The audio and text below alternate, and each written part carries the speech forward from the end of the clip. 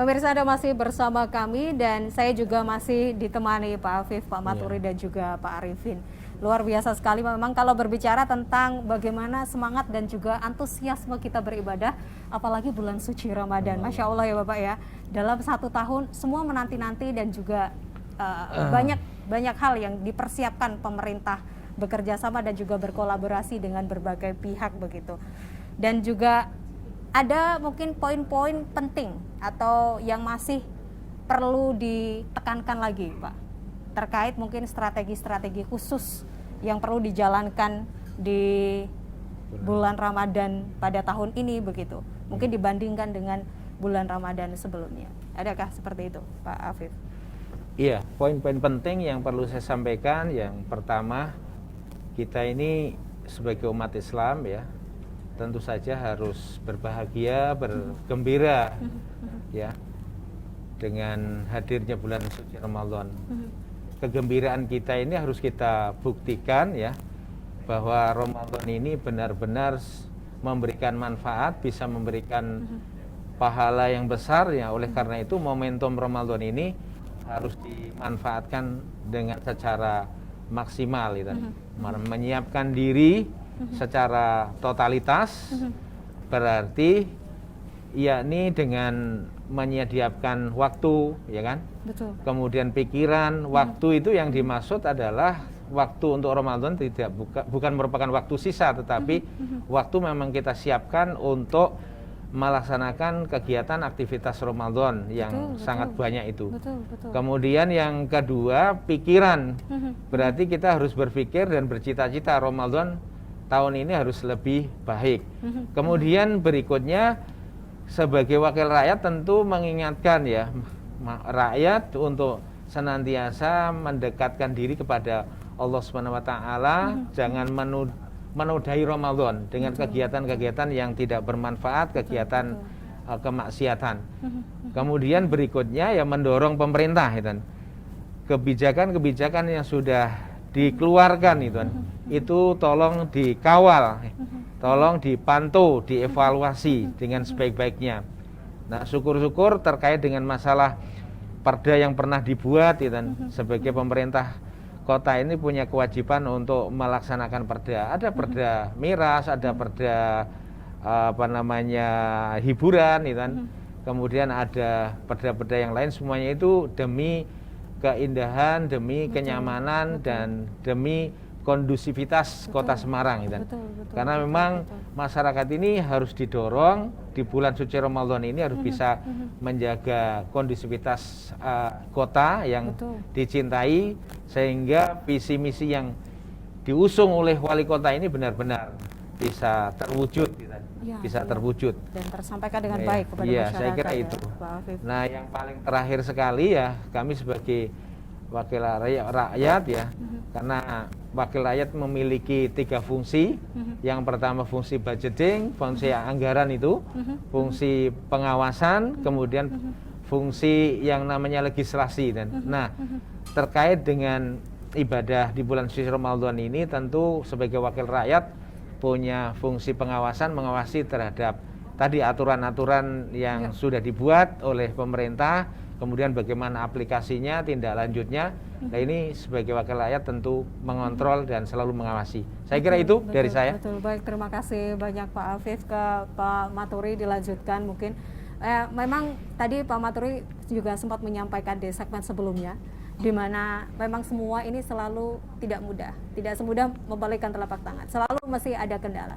Tapi apa yang masih menjadi hal atau penting gitu, optimisme dari pemerintah Kota Semarang menjalankan semua ini berjalan dengan lancar dengan apa yang sudah dilakukan. Apa yang disampaikan oleh Pak Habib tadi memang menjadi perhatian kami, bahwa pemerintah tidak bisa memastikan dengan SE itu bisa berjalan dengan baik ya, ataupun perda yang ada itu bisa dilaksanakan dengan optimal. Memang harus ada dukungan semua pihak ya, artinya ada kesadaran masyarakat bahwa pentingnya hidup bermasyarakat ini harus ada kesadaran hukum ya, kesadaran pada aturan ini. Maka kedisiplinan inilah yang selalu didorong oleh pemerintah Kota Semarang. Pak Wali Kota setiap saat tidak memaksa pada pemerintah dengan aturannya itu harus segera dilaksanakan. Tapi bagaimana mendorong masyarakat ini, bagaimana masyarakat bisa berpikir ya, berpikir tentang manfaat, bisa menganalisa kenapa kebijakan pemerintah seperti ini. Sehingga harapannya ini sekalipun agak terlambat sedikit, tapi apa yang dilakukan oleh masyarakat itu benar-benar tidak bentuk pressure, paksaan, tetapi ada pembangun kesadaran. Ini insya Allah akan menjadi suatu fondasi masyarakat Kota Semarang untuk kedepannya itu akan lebih care terhadap aturan-aturan yang ada karena dia sudah mempunyai cara hidup dan cara bermasyarakat yang menggunakan sisi akal sehat.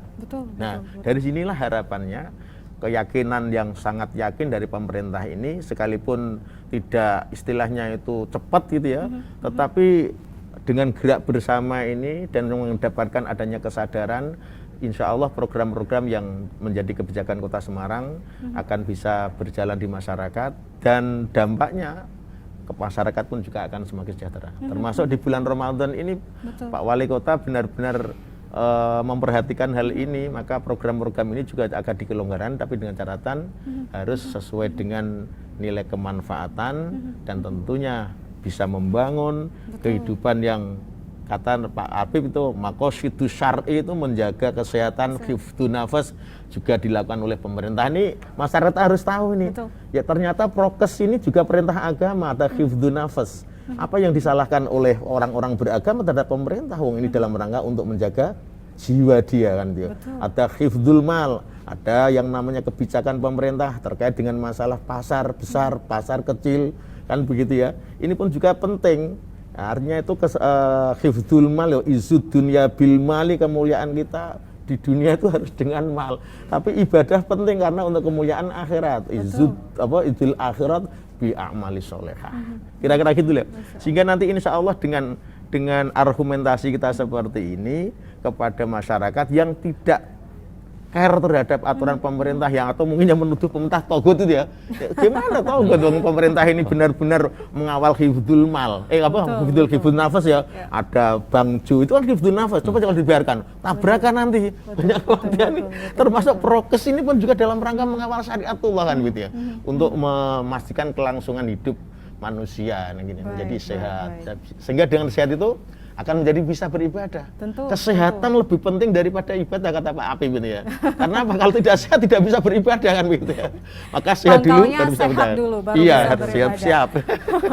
Pak Arifin, bagaimana memaksimalkan atau mengoptimalkan peran MUI di bulan suci Ramadan di tengah pandemi dan mungkin adakah program-program khusus yang memang akan diselenggarakan di bulan suci Ramadan tahun ini?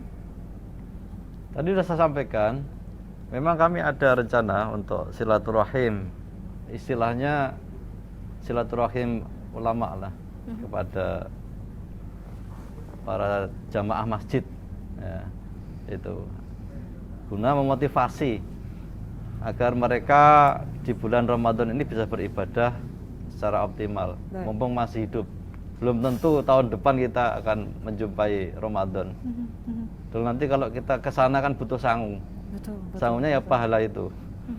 Kalau kita nanti tidak bawa sangu di sana nggak bisa jajan, nggak bisa tidur di hotel. Iya, kita akan menderita di sana. Dan ini masih ada kesempatan Ramadan ini diberi kesehatan oleh Allah. Ya laksanakanlah ibadah seoptimal mungkin sesuai dengan apa itu fadilah-fadilah atau keutamaan-keutamaan bulan suci Ramadan itu sendiri. Yang kedua,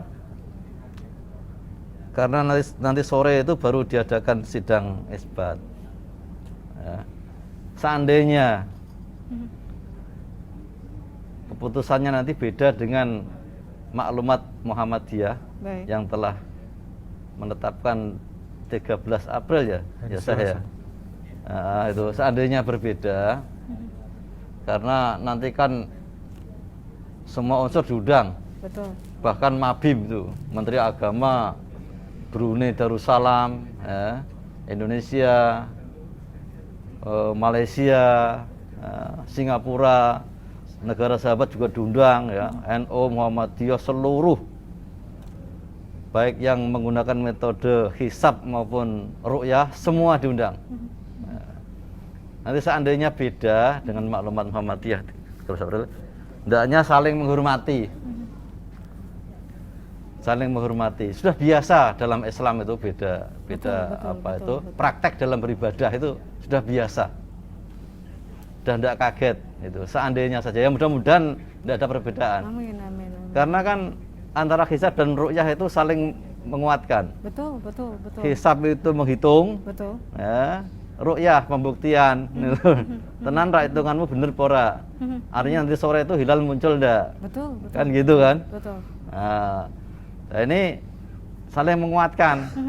Lah seandainya nanti tidak muncul hilalnya kurang dari 2 derajat, ya, sehingga mungkin ada dua ini kemungkinan ya. Baik. Sebagian tetap mengikuti hasil sidang isbat, sebagian tetap mengikuti maklumat Muhammadiyah. Itu biasa dari dulu. Iya, sebenarnya kalau di Indonesia sendiri dengan keberagaman ini ya Pak Iya, maka itu bukan muncullah menjadi pembeda yang menghalangi. di kalangan ulama muncullah teori ukhuwah. Yang pertama adalah tanawu'ul ibadah. Menyadari adanya keragaman praktek dalam beribadah. Betul. Sholat aja ada yang yuharrikuha yad'u biha, rawahu Abu Dawud. Menggerak-gerakkan jari untuk berdoa saat tasawuf ya. Ada yang la yuharrikuha, tanpa menggerak-gerakkan. Ini Abu Dawud, kalau tadi Imam Ahmad. Nah, itu kan ada semua, memang beragam beribadah itu. Enggak perlu di Perdebatkan. Jadi Islam itu tidak berapa 5 ditambah 5, tetapi 10 itu berapa ditambah berapa. Itu. Ini teori tanawu'ul ibadah.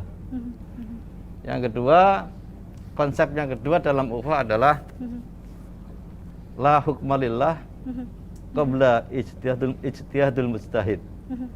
Hukum Allah itu ya akan kita ketahui setelah ijtihad dilakukan oleh seorang mujtahid. Artinya hasil ijtihad para mujtahid itulah hukum-hukum Allah. Kan gitu. Betul. Walaupun seandainya hasil ijtihadnya itu salah, kita tidak berdosa selama dilakukan oleh orang yang mempunyai otoritas keilmuan. Kan gitu. Maka teori yang ketiga adalah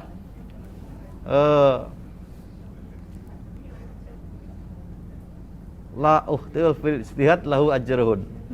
Ya. Orang yang melakukan ijtihad itu salah tetap dapat pahala 1. Nah, ini artinya kalau kita mengikuti pendapat seseorang, walaupun pendapatnya itu salah, kita tetap tidak berdosa. Nah, ini kan teori-teori ukhuwah yang perlu kita sosialisasikan agar kita itu bisa saling menghormati. Baik. Pendapatnya satu dengan yang lain. Baik. Terakhir untuk pertanyaan kepada narasumber kita pada hari ini, mungkin dari Pak Arifin, pesan atau himbauan yang ingin disampaikan kepada masyarakat atau ada hal lain yang belum sempat kita singgung selama tadi berdiskusi. Silakan Bapak. Ya, selamatlah beribadah puasa, lakukan program-programnya, baik program secara individu maupun kelembagaan sebaik mungkin agar kita mendapat ridho Allah Subhanahu wa taala. Itu. Amin. Terima kasih. Dilanjutkan Pak Maturi, pesan atau himbauan kepada masyarakat atau kepada pemirsa yang menyaksikan tayangan kita pada hari ini. Terima kasih. Singkat saja. Kami sampaikan kepada seluruh masyarakat dan khususnya Kota Semarang yang kami cintai, marilah kita tatap dan kita syukuri Ramadan yang ada ini dengan mengucapkan marhaban ya Ramadan. Harapan kami pemerintah, masyarakat Kota Semarang khususnya kaum muslim ini bisa benar-benar menyambut bulan Ramadan dengan penuh kegembiraan dan penuh semangat, dan harapan tentunya lewat bulan Ramadan ini kualitas kehidupan kita menjadi lebih baik di dalam pandangan Allah Subhanahu wa taala, dan dalam bermasyarakat terwujudnya lah Kota Semarang yang menjadi lebih baik. Syukur-syukur menjadi idola dan contoh daripada masyarakat-masyarakat yang lain khususnya di Jawa Tengah ini. Terima kasih. Amin. Terima kasih banyak Pak Maturi. Silakan Pak Hafif, mungkin ada hal-hal yang belum sempat kita singgung selama berdiskusi. Iya, kami mengucapkan selamat ya beribadah Ramadan tahun ini kepada masyarakat ya. Kami himbau, marilah kita bersama-sama untuk membina diri kita agar kita menjadi muslim yang lebih baik gitu kan. Baik dari sisi keimanan semakin kuat, kemudian dari sisi ibadah semakin semangat dan lebih banyak, dari sisi akhlak, moralitas ya kita semakin memiliki akhlak yang kuat dan lebih baik ya.